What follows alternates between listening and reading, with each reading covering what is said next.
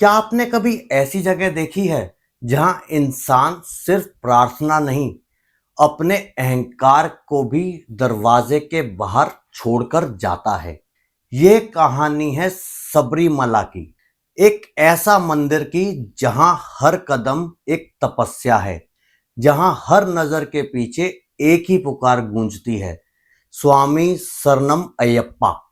केरला के घने जंगलों के बीच स्थित ये मंदिर सिर्फ पत्थरों का ढांचा नहीं, ये विश्वास, डिसिप्लिन और दिव्य एनर्जी का संगम है। आज मैं आपको ले चलूंगा एक ऐसे सफर पर जहां भक्ति और विज्ञान एक साथ चलते हैं, जहां हर सांस में भगवान अयप्पा का नाम बसा है। तो YouTube पे वीडियो एंड तक जरूर देखना। कहानी शुरू होती है महादेव और विष्णु जी के मिलन से। एक समय समुद्र मंथन के बाद जब महिषी नाम की एक असुर शक्ति पैदा हुई, उसका वध सिर्फ एक ऐसा पुत्र हाथों से लिखा था जो महादेव और विष्णु दोनों का रूप हो। इसलिए विष्णु ने मोहिनी का रूप लिया और उनसे पैदा हुआ एक दिव्य पुत्र, हरिहर पुत्रा, यानी भगवान अयप्पा। अयप्पा का बचपन में पंडलम के राजा ने गोद लिया। वो बड़े हुए एक वीर योद्धा और दयालु मानव के रूप में, लेकिन उनका जीवन एक उद्देश्य के लिए था, महिषी का वध। जब उन्होंने महिषी को मारा तो महिषी के रूप में छुपी एक देवी प्रकट हुई और उन्होंने अयप्पा से कहा, मैं तुमसे विवाह करना चाहती हूं। अयप्पा ने कहा, मैं एक ब्रह्मचारी हूं और तभी विवाह करूंगा जब सब भक्त मुझे मिलने आएंगे। तब से वो देवी मल्लिका अपूर्वता के रूप में मंदिर के पास स्थित हैं और हर साल करोड़ों भक्त यात्रा करके अयप्पा से मिलने जाते हैं। परंतु अयप्पा अपनी तपस्या पर हमेशा स्थिर रहते हैं। सबरीमाला की यात्रा दुनिया की सबसे कठिन और अनोखी तीर्थ यात्रा में मानी जाती है। ये कोई लग्जरी ट्रिप नहीं, ये 41 डेज की तपस्या होती है जिसे व्रतम कहा जाता है। इस दौरान भक्त काले वस्त्र पहनते हैं, शरीर पर तुलसी माला धारण करते हैं और शरीर और मन दोनों पर नियंत्रण रखते हैं। ना अल्कोहल, ना नॉनवेज, ना गुस्सा, ना झूठ। उनका जीवन एक तपस्वी जैसे हो जाता है। इससे उनके अंदर की नेगेटिव एनर्जी दूर होती है और एक शुद्ध वाइब्रेशन पैदा होती है जो अयप्पा से उन्हें जोड़ने लगती है। यात्रा के अंतिम दिन भक्त 18 होली स्टेप्स चढ़ते हैं जिन्हें पैटिनेतम पाड़ी कहा जाता है। हर स्टेप के मानव गुण का प्रतीक है, काम, क्रोध, लोभ, मोह, अहंकार। और जब आखिरी स्टेप चढ़ते हैं वो इंसान अपने सब वासनाओं के ऊपर विजय प्राप्त कर लेता है। अब ये सवाल है, क्यों सबरीमाला के पास इतनी स्पिरिचुअल एनर्जी महसूस होती है? अब ये सवाल है, क्यों सबरीमाला के पास इतनी स्पिरिचुअल एनर्जी महसूस होती है? कुछ साइंटिस्ट ने बताया है कि ये टेम्पल एक एनर्जी ग्रिड पॉइंट पर बना है जहां जियोमेट्रिक और टेल्यूरिक एनर्जीज क्रॉस होती हैं।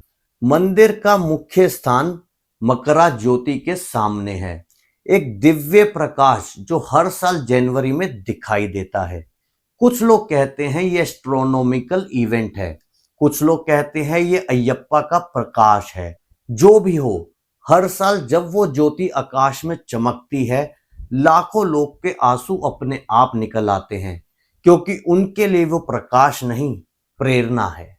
सबरीमाला यात्रा एक ऐसी जगह है जहां सब बराबर हैं, चाहे आप अमीर हो या गरीब, हिंदू हो या क्रिश्चियन।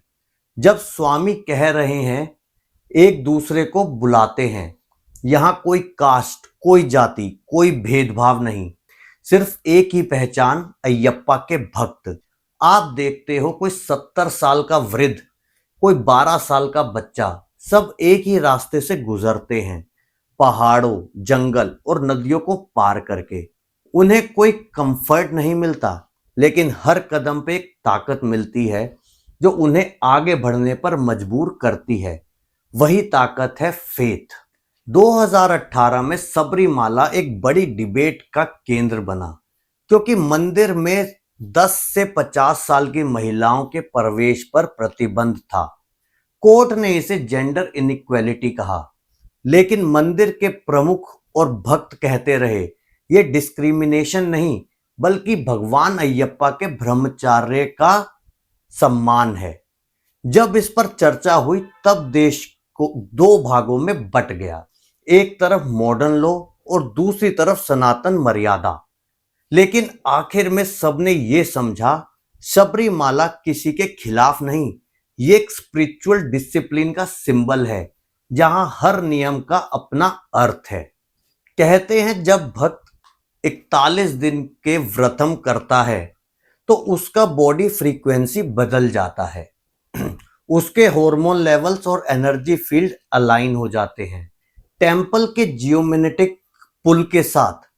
इसीलिए वो भक्त स्वामी शरणम अयप्पा कहते हुए मंदिर पहुंचते हैं तो उसके शरीर और मन दोनों एक ही वाइब्रेशन पर होते हैं और वही मूवमेंट होता है स्पिरिचुअल ट्रांसफॉर्मेशन का। सबरीमाला इसलिए स्पेशल है क्योंकि यहाँ फेथ और साइंस दोनों पैरेलल चलते हैं। एक अस्तित्व को महसूस करता है और दूसरा उसका रीजन ढूंढता है। सबरीमाला सिर्फ एक टेंपल नहीं, ये डिसिप्लिन और डिवोशन का स्कूल है। यहां आके इंसान सीखता है कि भक्ति सिर्फ प्रार्थना नहीं, वो अपने ईगो, अपनी इच्छा और अपने दुखों को समर्पित करने की कला है। हर साल जब वो लाखों भक्त स्वामी शरणम अयप्पा कहते हुए 18 स्टेप्स चढ़ते हैं तो वो दुनिया को ये दिखाते हैं कि असली शक्ति अंदर से आती है।